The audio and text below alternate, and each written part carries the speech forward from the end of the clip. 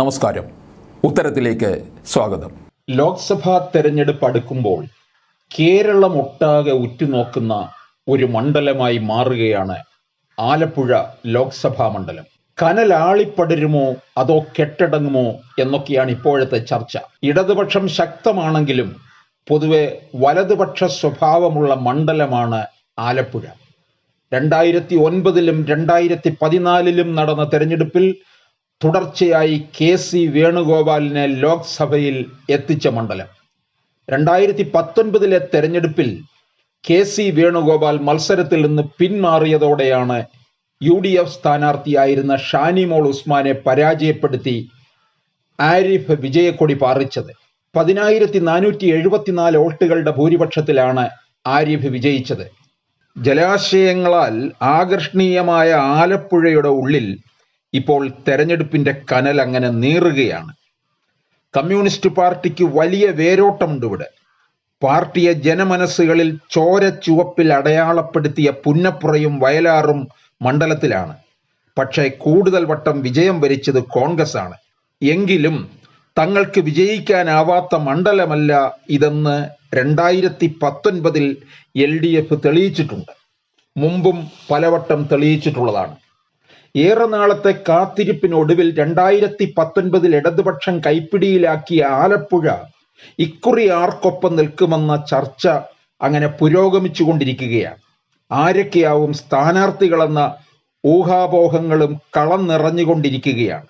കഴിഞ്ഞ തവണ ചുവപ്പ് കോട്ടയെ ഇടത്തേക്ക് തന്നെ ചേർത്ത് നിർത്തിയ ആരിഫ് വീണ്ടും സ്ഥാനാർത്ഥിയാവുമോ?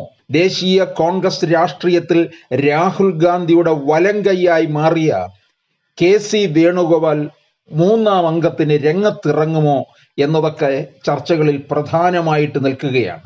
കഴിഞ്ഞ തവണ 1.87 ലക്ഷം വോട്ടുകൾ നേടിയ BJP ഇക്കുറി ആരെയാവും പരീക്ഷണത്തിന് ഇറക്കുക എന്നതും കണ്ടറിയാൻ കാക്കുകയാണ് ആലപ്പുഴ.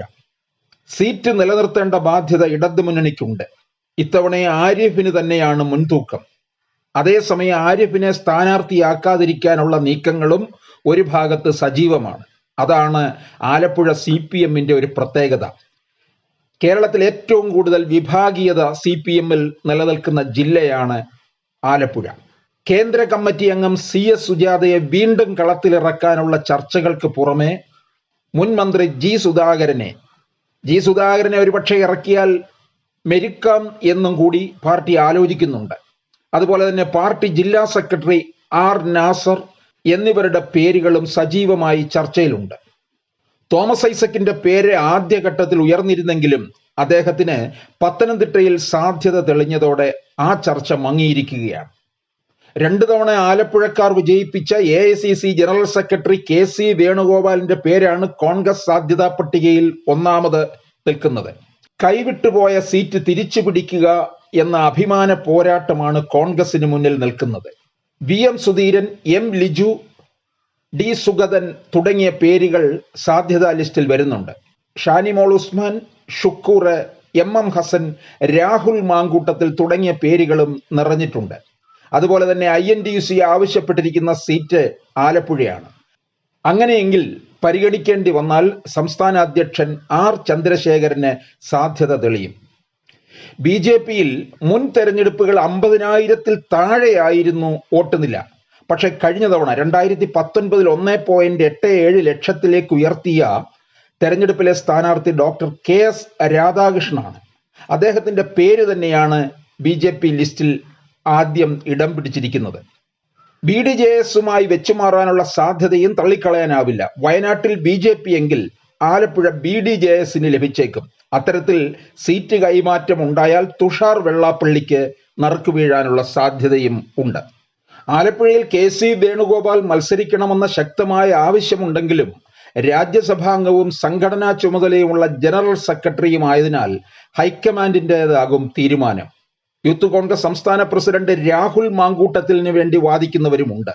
നടൻ സിദ്ദിഖിൻ്റെതാണ് ഇവിടെ അപ്രതീക്ഷിതമായി ഉയർന്നിരിക്കുന്ന പേര്. എന്തായാലും ഇടതുപക്ഷത്തെ ആ കനൽ 2024 ഈ തെരഞ്ഞെടുപ്പിൽ ആളിപ്പടരുമോ കെട്ടടങ്ങുമോ എന്നാണ് അറിയേണ്ടിയിരിക്കുന്നത്.